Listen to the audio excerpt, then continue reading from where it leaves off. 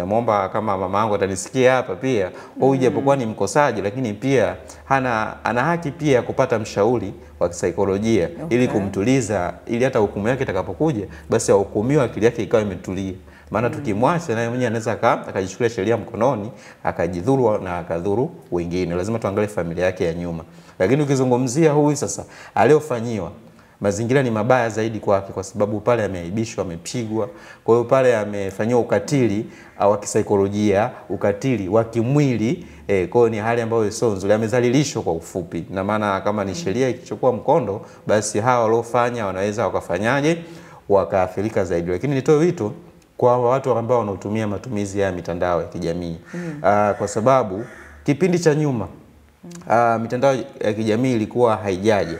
Ina maana sasa hivi imekuja. Sisi hatuna elimu sahihi.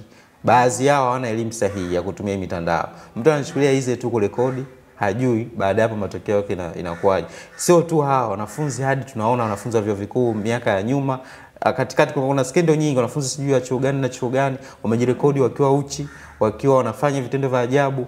Kuna wanafunzi wa baadhi ya shule form 6, form 5. Nadhani matukio ambayo yana trend ni muendelezo wa matumizi mabaya ya mitandao ya kijamii.